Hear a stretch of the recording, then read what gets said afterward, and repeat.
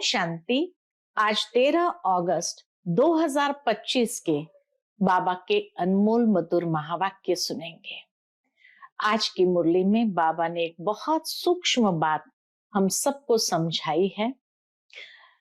प्रजापिता ब्रह्मा कौन है और कैसे ये शिव बाबा का चलता फिरता रथ है।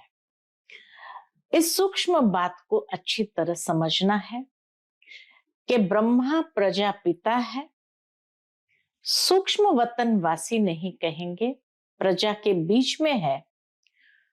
तो ब्रह्मा द्वारा ही परमात्मा ने ब्राह्मणों को एडॉप्ट किया, तो ब्राह्मण ब्रह्मा के मुख वंशावली हो गए। जिस ब्रह्मा को आदि देव कहते हैं, उस आदि देव के द्वारा ही नई रचना रची है, नई दुनिया की स्थापना के लिए।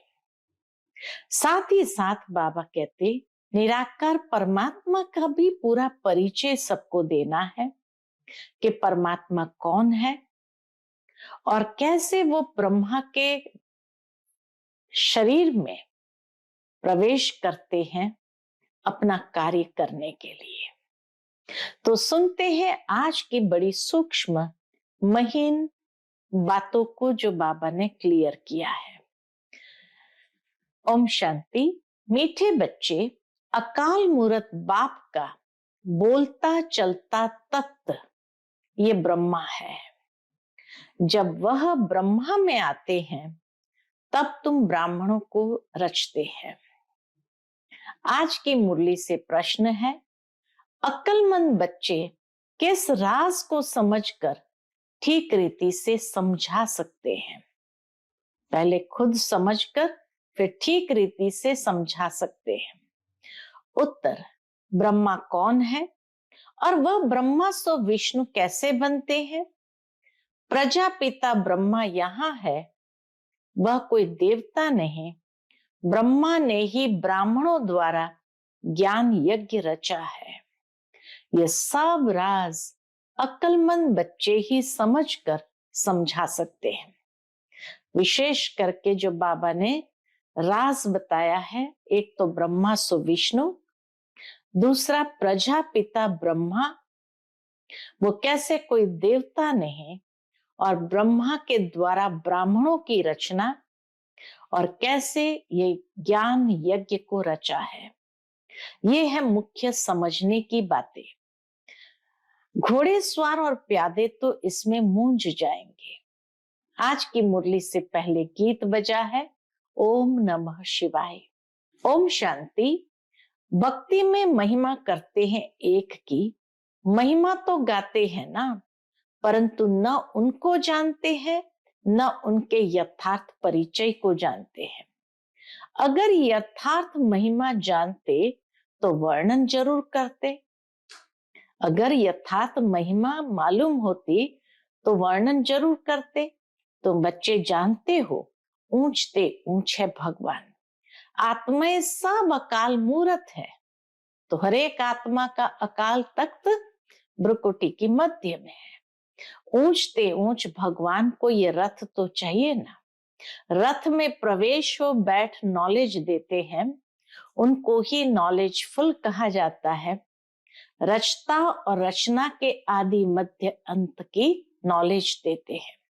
नॉलेजफुल का अर्थ कोई अंतर्यामी व जानी जाननहार नहीं है।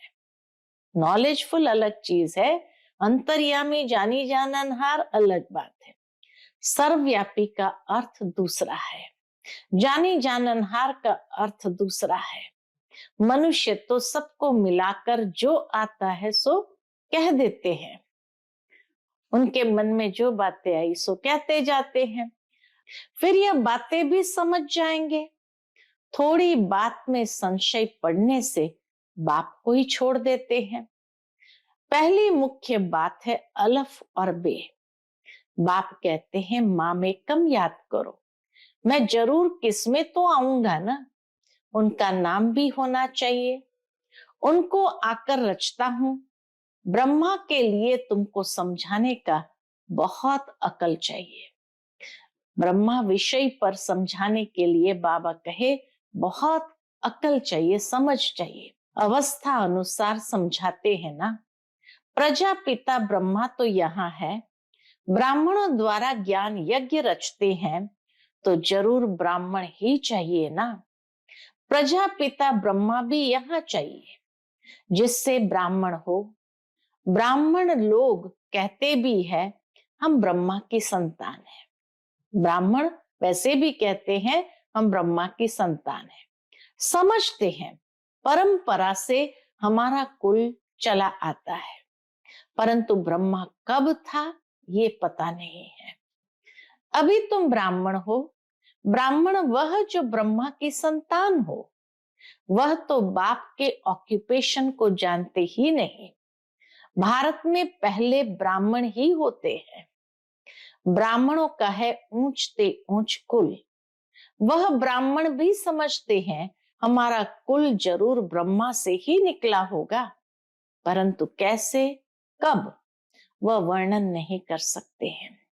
सुखदाता बाप के बच्चे बनकर भी अगर दुख की फीलिंग आती है, सुखदाता बाप के बच्चे बनकर अगर वो दुख की फीलिंग आती है, तो बाप कहते बच्चे ये तुम्हारा बड़ा कर्म भोग है। अगर अभी भी दुख की फीलिंग आती है तो उसका कारण बाबा ने बताया जरूर कोई ना कोई ऐसा कर्म भोग है। जब बाप मिला तो दुख की फीलिंग नहीं आनी चाहिए। जो पुराने कर्म भोग है उसे योग बल से चुकता करो। बाप कहते नहीं, ड्रामा में जो होता है उनको साक्षी हो देखते चलो और साथ साथ याद की यात्रा में मस्त रहो। इसमें ही फेल होते हैं। ज्ञान कभी कम जास्ती नहीं होता, याद की यात्रा ही कभी कम कभी जास्ती होती है। ज्ञान तो जो मिला है सो है ही। याद की यात्रा में कभी उमंग रहता है, कभी ढीला, नीचे ऊपर यात्रा होती है। ज्ञान में तुम सीढ़ी नहीं चढ़ते, ज्ञान को यात्रा नहीं कहा जाता, यात्रा है याद की। बाप कहते याद में रहने से तुम सेफ्टी में रहेंगे, देह अभिमान में आने से तुम बहुत धोखा खाते हो, विकर्म कर देते हो। क्रोध आदि की बाबा इतनी बात नहीं करते हैं। ज्ञान से या तो है सेकंड में जीवन मुक्ति, या तो फिर कहते हैं सागर को स्याही बनाओ तो भी पूरा नहीं हो सकता, या तो सिर्फ कहते हैं अलफ को याद करो। हम बाबा तो कहते सिर्फ अलफ को याद करो। याद करना किसको कहा जाता है यह थोड़ी जानते हैं। पवित्रता का मान है, किसकी तकदीर में नहीं है तो बाप आकर पढ़ाते फिर भी गफलत करते रहते हैं। तकदीर में ही नहीं है तो भगवान आकर पढ़ाते फिर भी गफलत करते रहते हैं, याद ही नहीं करते हैं, बहुत विकर्म बन जाते हैं। तुम बच्चों पर अब है बृहस्पति की दशा, इससे उच्च दशा और कोई होती नहीं। दशाएं चक्कर लगाती रहती है तुम बच्चों पर। दशाएं तो चक्कर लगाती रहती है क्योंकि कर्म विकर्म हो जाते हैं। अच्छा, मीठे मीठे सिकिलते बच्चों प्रति माता पिता बाप दादा का याद प्यार और गुड मॉर्निंग। रूहानी बाप की रूहानी बच्चों को नमस्ते। हम सब रूहानी बच्चों की रूहानी माता पिता बाप दादा को याद प्यार, गुड मॉर्निंग और नमस्ते। नमस्ते, शुक्रिया बाबा, शुक्रिया। आज की मुरली से धारणा के लिए मुख्य सार है, पहली पॉइंट, इस ड्रामा की हर सीन को साक्षी होकर देखना है, एक बाप की याद में मस्त रहना है, याद की यात्रा में कभी उमंग कम न हो। दूसरी पॉइंट, पढ़ाई में कभी गफलत नहीं करनी है, अपनी ऊंच तकदीर बनाने के लिए पवित्र जरूर बनना है, हार खाकर जन्म जन्मांतर के लिए पद भ्रष्ट नहीं करना है। आज का बाप दादा का मधुर वरदान हम बच्चों के प्रति है, सच्ची सेवा द्वारा अविनाशी अलौकिक खुशी के सागर में लहराने वाली खुश नसीब आत्मा भव। जो बच्चे सेवाओं में बाप दादा और निमित्त बड़ों के स्नेह की दुआएं प्राप्त करते हैं, उन्हें अंदर से अलौकिक आत्मिक खुशी का अनुभव होता है। वे सेवाओं द्वारा आंतरिक खुशी, रूहानी मौज, बेहद की प्राप्ति का अनुभव करते हुए सदा खुशी के सागर में लहराते रहते हैं। सच्ची सेवा, सर्व का स्नेह, सर्व द्वारा अविनाशी सम्मान और खुशी की दुआएं प्राप्त होने की खुशनसीबी के श्रेष्ठ भाग्य का अनुभव कराती है। दुआएं प्राप्त होने की खुशनसीबी के श्रेष्ठ भाग्य का अनुभव कराती है। जो सदा खुश है वही खुशनसीब है। आज का स्लोगन, सदा हर्षित व आकर्षण मूर्त बनने के लिए संतुष्ट मणि बनो। सदा हर्षित व आकर्षण मूर्त बनने के लिए संतुष्ट मणि बनो। आज का व्यक्त इशारा, सहज योगी बनना है तो परमात्मा प्यार के अनुभवी बनो। कर्म में, वाणी में, संपर्क व संबंध में, लव और स्मृति व स्थिति में लवलीन रहना है। जो जितना लवली होगा वह उतना ही लवलीन रह सकता है। इस लवलीन स्थिति को मनुष्य आत्मा ने लीन की अवस्था कह दिया है। बाप में लव खत्म करके सिर्फ लीन शब्द को पकड़ लिया।